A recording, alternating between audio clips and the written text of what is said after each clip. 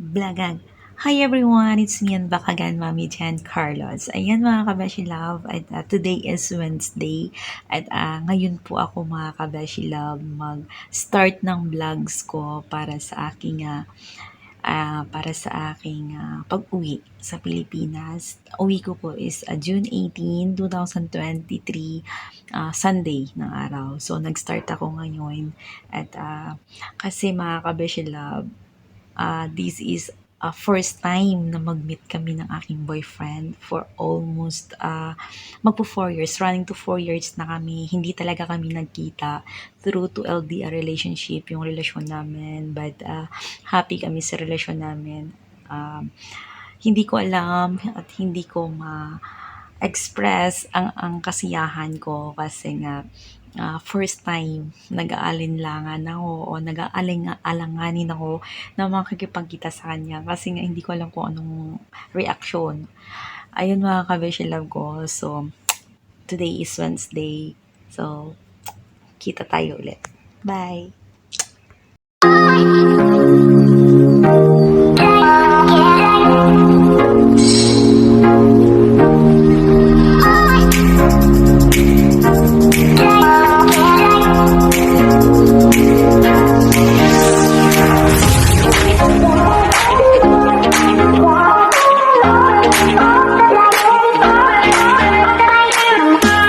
Hi everyone, good morning, good morning, good morning. Ayan, today is Friday at hindi ako nakapag-vlog kahapon o nakagawa ng video Thursday because sobrang busy talaga ng Mami Jenny nyo. So that I'm so excited mga kabashi kasi nga Friday na ngayon. Excited na ako na mag-meet kami in person ng aking jowa. Ayan, so this is first time namin magkita. First time namin magkita, hindi pa kami nagkita in person for almost 4 years na relationship, almost 4 years na LDR relationship mga kabashila. So, excited na rin ako. Hindi ko alam kung anong feelings. Napaka halo-halong feelings, takot at kaba at excited na mag-meet kami together and in person. Kaya mga kabashila ko, abang-abangan ninyo. See you! Bye! Hi everyone! Good morning, good morning, good morning sa ating lahat mga kabeshi love ko. Ayan, today is Saturday. Ayan, one night na lang at magkikita na kami ng aking jowa. So, mga kabeshi love ko, I'm so excited. Excited na ba ang lahat?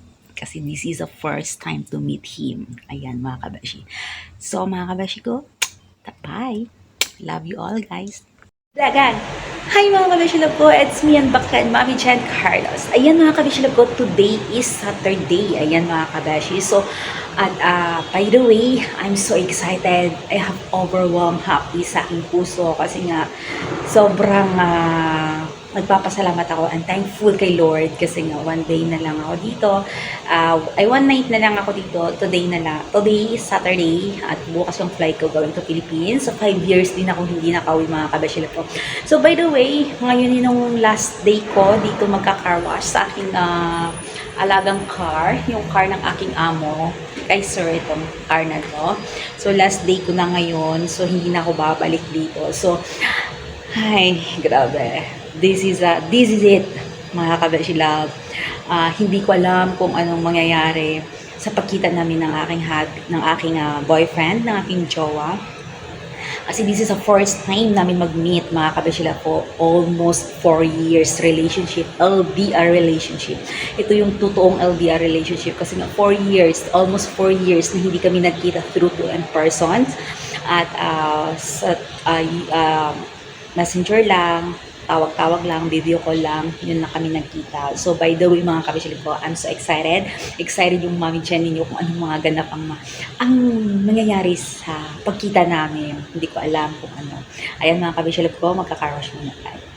Bye! Start na tayo.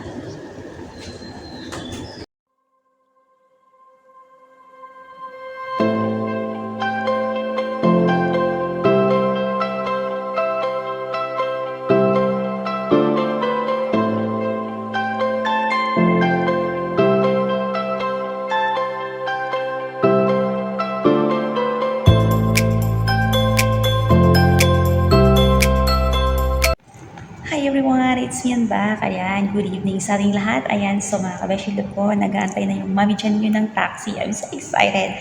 Wala na pong iba akong inaano sa sa puso ko, kundi I'm so excited na makita ko ang aking anak, makita ko ang aking mama, makita ko ang aking boyfriend. Excited na ako kasi 5 years akong hindi nakauwi. See you guys. Bye.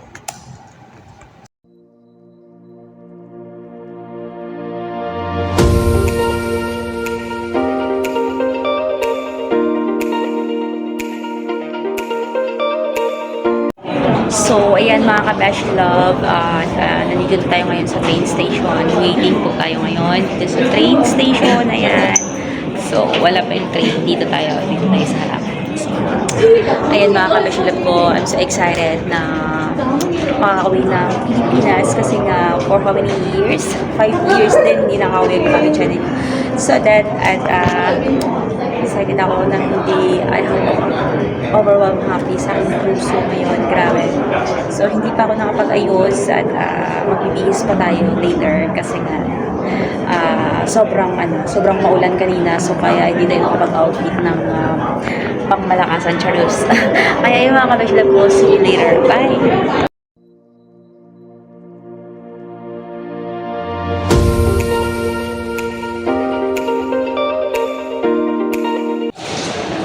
Taray! It's already here.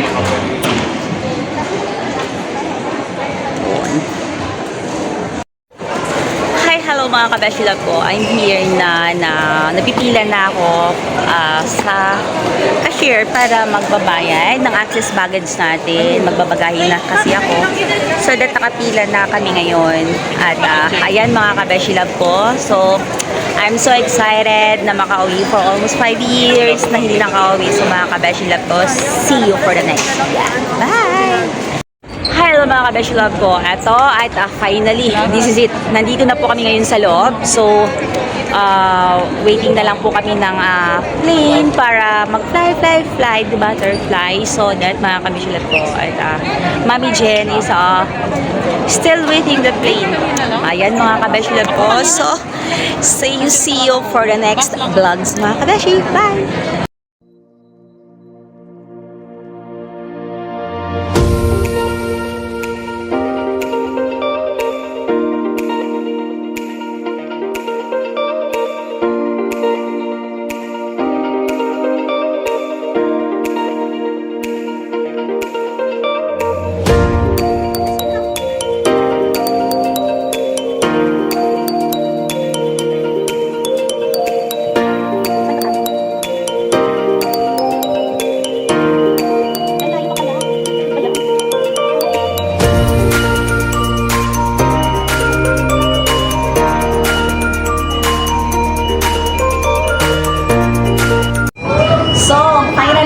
Nandito na kami ngayon. Papasok na kami sa airplane. Ayun, yung sakay namin. Cebu Pacific kayo. Yan. So, ang daming bitbit ang lola ninyo, guys. So,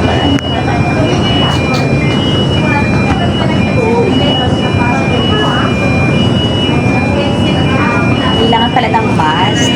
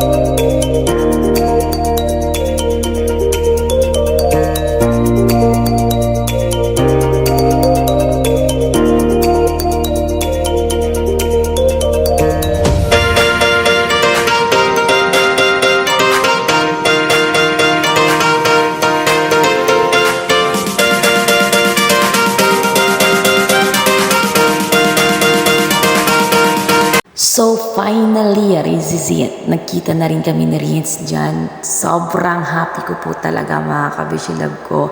Sobrang liit ko po. Natawan na lang ako kasi nga hindi ko sukat akalain na sobrang tangkad niya pala. Kasi first time namin nagkita for almost 4 years LDR relationship. Nagkita lang kami sa true to cellphone video call.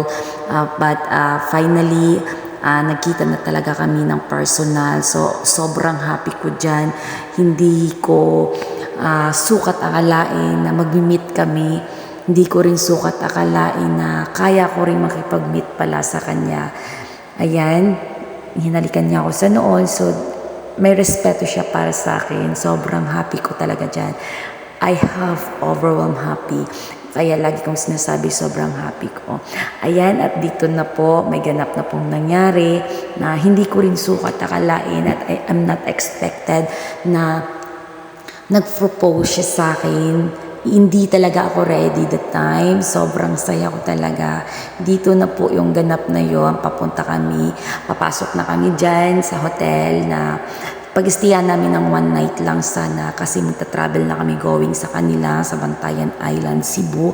So, nagstay muna kami dyan at 1 night. Pero hindi ko alam, may mga kakonsyabo pala siya na mga kaibigan niya doon. So, pag sobrang saya ko dyan, pagpasok ko pa lang, nako, hindi ko na alam kung anong gagawin ko. Sabi ko sa sarili ko, habang nagsasalita ako na gusto kong lumabas pabalik kasi nga I am not ready na mangyayari sa akin yun.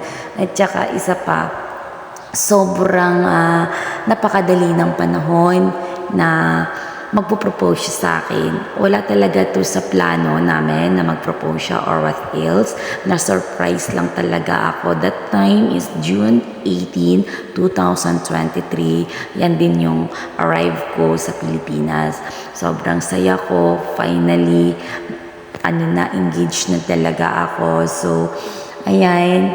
May mga kakonsyabo siya. Sobrang happy lang dyan na together with them, together with him, na mga struggle namin na magka-relation, na LDR kami yung relation namin, but he never ever to give up me kasi sobrang mahal na mahal niya ako at sobrang mahal na mahal ko din siya.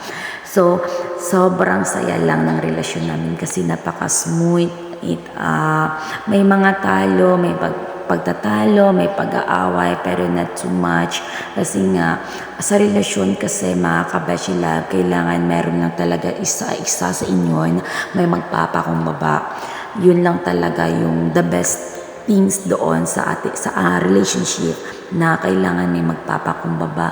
Sobrang saya ko dyan kasi nga, hindi ko alam kung anong isasagot ko, hindi ko alam kung anong sasabihin ko, but si Rins na speechless din siya sa nangyari. Hindi niya rin alam kung anong gagawin niya dyan. Ayan, may mask pa yan. Naka-jacket pa siya. May towel pa yung likod niya. Kasi nga, hindi niya alam kung anong gagawin niya at anong sasabihin niya sa akin. Kaya napakasaya ko lang. At ayun, honey, sobrang mahal na mahal kita. Thank you for everything so much na hindi mo ako iniwan kahit anumang pagsubok ang dumating sa buhay ko at sa ating relasyon, pero never tayo nag-give up, never mo akong iniwan talaga sa ere na kahit anumang problema ang dumating sa buhay ko, simula na dun sa Hong Kong ako, sobrang hindi ko sukat akalain na mayroon palang lalaki na magmamahal sa akin na siseryosohin ako. Maraming salamat no matter what. Ipagpatuloy lang natin itong masayang nating relasyon, ipagpatuloy lang natin ang happenings natin at alam ko naman na malaki yung tiwala ko sa iyo, may trust ka rin sa akin. Yun lang naman talaga ang best para sa atin, na trust at pagmamahal sa bawat isa. I really love you so much, honey. Ayan guys, dyan sa na yan, parang ayaw pa talaga at nabigla ko na may ring siya. Akala ko lumod lang siya na nagsasalita. Hindi ko sukat akalain na may ring pala. So yun, sobrang saya ko talaga. Hinag ko sa dyan. Sobrang happy lang ng mommy babes ninyo kasi grabe ang mga trials na dumating sa buhay ko, but meron palang lalaki na iintindihin ako at tatanggapin ako kung anong meron ako. Tinanggap niya ako na kung anong meron sa akin. Hindi siya nagdalawang isip na mahalin ako. Basta yung sa kanya, mahal niya ako. Nagpapakatotoo lang siya para sa akin. So guys, sobrang saya-saya ko. Kaya sa mga long distance relationship dyan, tiwala lang, hold on lang. At wag kayong mawala ng pag-asa. At saka trust lang sa bawat isa sa inyong relasyon kahit malayo kayo.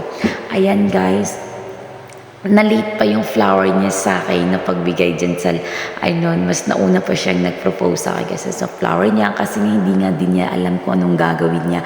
At ako din, hindi ko rin alam kasi first time din nangyari sa buhay ko to simula nung nagkaroon ako ng boyfriend. First time nangyari to na may mag-propose sa akin at ma-surprise ako. Ganito pala yung ma-surprise ka. Kasi mga kabeshilab, ako talaga, mahilig akong mag-surprise. Sobrang saya ko na may ma-surprise akong tao, may mapasaya akong tao. But yung kung sa'yo nang mangyayari mga kabeshilab, grabe talaga, I have overwhelmed happy na na-surprise ako dito.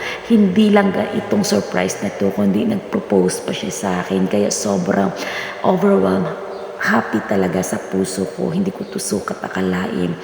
I love you all guys. Sobrang mahal na mahal ko kayo na andyan kayo para sa akin. Simula nung nagkarelasyon ako, hindi din niyo ako iniwan mga kabeshi love ko. Sobrang mahal na mahal ko kayo. At lalo-lalo na nagiging partner ko ngayon na si Rian, sobrang mahal na mahal ko siya. I really, really love you so much. At ayan na nga guys, at patapos na rin yung pagpo-propose dyan. Sobrang saya lang namin.